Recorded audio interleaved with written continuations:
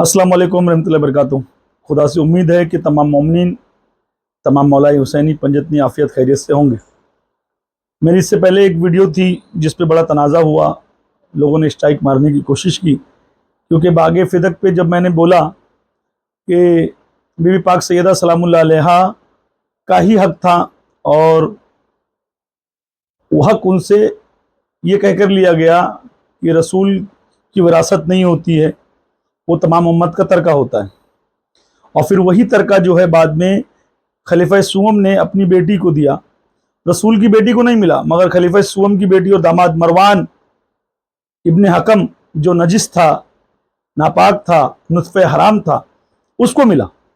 मगर जो रसूल की जान और जिगर थी, जो पूरी कायनात में सबसे सच्ची औरत है, मौला अली की बीबी हैं, हसनैन करीमैन की माँ हैं, जिनके जो जन्नत के वारिस हैं, उनकी जन्नतें जिनके कदमों में सैयदा पाक सलामुल्लाह अलैहा है, मौला अली की बीबी को हक ना देना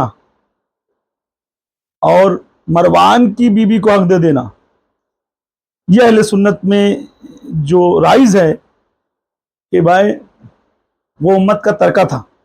तो क्या जब मरवान को दिया गया, उसकी बीबी को दिया गया, यानी खलीफा सुवम हज़रत उस्मान ने अपनी बेटी को दिया, जब वो उम्मत का तरका नहीं था? अब असल मौजू पर हम लोग आते हैं। जो लोग ये कहते हैं ना कि ये ऐसा कुछ हुआ ही नहीं था, बीबी पाक सैयदा नाराज़ी नहीं थी और हज़रत अबू बकर ने जो हदीस सुनाई वो हदीस ऐसी थी, तो सबसे पहली बात, ये हवाला है मेरे पास मौजूद है। उसके बाद जो लोग ये कहते हैं कि बीबी पाक नाराज़ नहीं थी, ख़ास उनके लिए मैं एक बात बताऊं कि सही बुखारी में लिखा हुआ है, सही बुखारी जिल्द 3 सफ़ा नंबर 1126 में बाकायदा लिखा हुआ है कि बीबी फातिमा ज़ोहरा खलीफा अव्वल को माफ़ नहीं किया और पूरी ज़िंदगी नाराज़ रही, हत्ता कि आप ज़ाहिरी दुनिया से चली गई। अब एक बात ये समझ लो, मैंने पहला तो ये बताया कि खलीफा अव्वल का अफसोस कि वो लोगों को बीबी फातिमा के घर पे भेजे आखिरी वक्त में, और फिर वो वाक़या मशहूर है कि आग लगाया गया, जो कुछ भी हुआ। और फिर ये जो कहते हैं लोग कि बीबी फातिमा राज़ी थी, सही बुखारी कह रहा है कि बीबी फातिमा राज़ी नहीं थी। अब मुझको एक बात बताओ, रसूल की बेटी जिससे नाराज़ होकर दुनिया से चली जाए, अल्लाह के रसूल ने कहा जिससे फातिमा नाराज़ उससे मैं नाराज़, जिसमें फातिमा का दिल दुखाया उसने मेरा दिल दुखाया। अब इन हदीसों को कितना छुपाओगे, छुपा छुपा कर? मेरे नबी मोहम्मद सल्लल्लाहु अलैहि वसल्लम कह रहे हैं कि जिसने मेरी बेटी को नाराज़ किया उसने मुझको नाराज़ किया, जिसने मेरी फातिमा का दिल दुखाया उसने मेरा दिल दुखाया।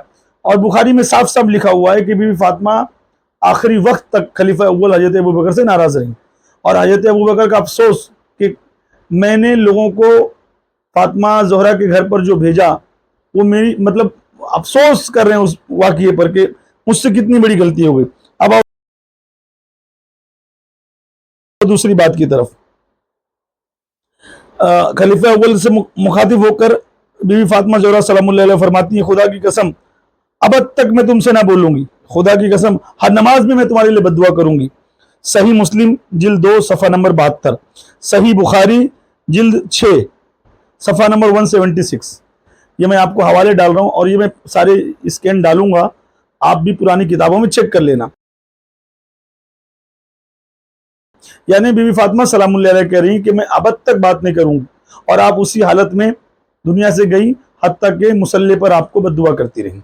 जैसा कि बीबी आयशा जो हैं वो माविया इब्न अबू सुफियान को बद्दुआ देती थी। जब मोहम्मद बिन अबू बकर अब्दुर्रहमान बिन अबू बकर की मौत की खबर मिली, तो जब उनको पता चला कि इसमें माविया का हाथ है, तो उसको पूरी ज़िंदगी उस पर लान तान करती रही, उसको बद्दुआ देती रही। मेरा ये कहने का मतलब है ना कि अब मुद्दे की बात की जाए। मुद्दे की बात सबसे बड़ी क्या है कि मिस्कात शरीफ की हदीस है, हदीस नंबर 8500, अबू सईद खुदरी रज़ियल्लाहु अन्हु से रिवायत है, अल्लाह के रसूल ने फरमाया, मेरे बाद मेरी उम्मत की जानिब से मेरे अहले बैत को कत्ल करेंगे, उनको भगाने का इंतजाम करेंगे, उन पर जुल्म करेंगे। और उनमें कौन कौन से लोग शामिल होंगे? वो लोग जो बनु उमय्या के हैं, बनु मुगैरा के हैं और बनु खज़ूम के, वो लोग मेरी उम्मत पर, ये सही हदीस है, मेरी उम्मत मेरी अहले बैत पर तशद्दुद करेंगे, उनको परेशान करेंगे, ان کو دربدر کریں گے, ان کو پریشانیوں میں مبتلا کریں گے. یہ اللہ کے رسول پیشن گوئی کر رہے ہیں, اللہ کے رسول بتا کر جا رہے ہیں. اب جب خلیفہ اول خلیفہ بنے حضرت ابو بکر, ان کے والد حضرت قحافہ کو جب پتہ چلا, ان سے کہا کہ آپ کے بیٹے کو خلیفہ بنا دیا گیا ہے, تو ابو قحافہ نے کہا کہ وہاں علی موجود تھے. لوگوں نے کہا علی موجود نہیں تھے. تو کس بیس پہ بنایا گیا؟ تو یہ کہا گیا کہ وہ عمر میں علی سے بڑے ہیں. تو ابو قحافہ نے کہا پھر اس سے بڑا تو میں ہوں, مجھ کو خلیفہ بنا دو. اب یہ بھی اہل سنت کی کتاب ہے, حوالہ ساری باتیں چھوڑ دو, کتابوں کی باتیں ہوتی رہیں گی. بی بی پاک سیدہ سے باغ فدق لیا گیا, یہ ہر آدمی جانتا ہے. اسی لیے دجال, اس نطفہ حرام, اس حرامی آصف جلالی جو پاکستان کا دلال ہے, اس سور نے کہا تھا کہ سیدہ خطا پر تھیں. اب آج جا کے کہہ رہا ہے کہ بی بی پاک سیدہ سلام اللہ علیہا خطا پر نہیں تھی, ہے نا, اور اب وہ معافی مانگ رہا ہے. تو اگر بی بی پاک سیدہ اپنا حق لینے گئی اور خطا پر ہے, تو دنیا میں پھر کوئی بھی بے خطا نہیں. سب سے پہلی بات. دوسری بات یہ ہے کہ اللہ کے رسول کے نزدیک بی بی پاک سیدہ سلام اللہ علیہ کی کیا وقار اور کیا عظمت ہے, یہ پوری دنیا جانتی ہے. اللہ کے رسول بی بی پاک سیدہ کے لیے اٹھ کر کھڑے ہو جاتے تھے, وہیں بات ختم ہو گئی. دوسری بات, جب خلیفہ اول کو اس چیز کا احساس ہوا کہ مجھ سے غلطیاں ہو گئیں, میں نے بی بی پاک سیدہ سلام اللہ علیہا کا باغ فدق لے لیا, ان کے گھر پہ لوگوں کو بھیجا, افسوس کرنے لگے. پھر آخری وقت میں حضرت ابو بکر کا وہ حال ہو گیا کہ آپ مولا علی علیہ السلام کو مولا ماننے لگ گئے, آپ نے مولا تسلیم کر لیا. پھر یہ بھی روایتیں موجود ہے کہ آپ نے کہا کہ علی کو دیکھنا عبادت ہے, علی کے چہرے کو دیکھنا عبادت ہے. اور جب لوگوں کو یہ لگ گیا کہ ابو بکر اب تو مکمل مولائی ہو چکے ہیں, مکمل علی والے ہو چکے ہیں, تو لوگوں نے خاص طور پہ بنو امیہ نے حضرت ابو بکر کو زہر دیا, اور زہر دے کے مار دیا. اور پھر یہ کہا کہ وہ جو زہر غارِ ہرا میں رسول اللہ کے ساتھ میں جس سانپ نے ڈسا تھا, اس کا اثر واپس لوٹ آیا, اور اس لیے آپ کا انتقال ہوا. تو ان جھوٹوں پہ اللہ کی لعنت, اس کے رسول کی لعنت. کیونکہ جس چیز کو اللہ کے رسول ہاتھ لگا دیں, لعاب لگا دیں, کوئی چیز لگا دیں, پھر وہ پلٹ نہیں سکتا ہے. جب ایک کھارا پانی اللہ کے رسول نے اس میں تھوک دیا تو آج تک میٹھا ہے. تو یہ کوئی سوچ سکتا ہے کہ ابو بکر کو کہیں سانپ نے کاٹا ہو اور اللہ کے رسول کا اگر اس پہ لعاب لگا ہو تو زہر پھر سے پلٹ کے آ جائے گا؟ حضرت ابو بکر کو اس لیے آخری وقت میں شہید کر دیا گیا, مار دیا گیا, کیونکہ وہ پیور مولائی ہو چکے تھے, مولا علی علیہ السلام کے چاہنے والے ہو چکے تھے, اپنے تمام کاموں پہ افسوس کر رہے تھے. حتیٰ کہ انہوں نے کہا کاش میں خلیفہ نہ بنتا, بھلے سے مجھ کو کانٹے پہ سونا پڑتا, کاش میں باغ فدق واپس نہ لیتا, کاش میں فاطمہ کے گھر پہ لوگوں کو نہ بھیجتا. یہ کتابوں کے حوالے ہیں.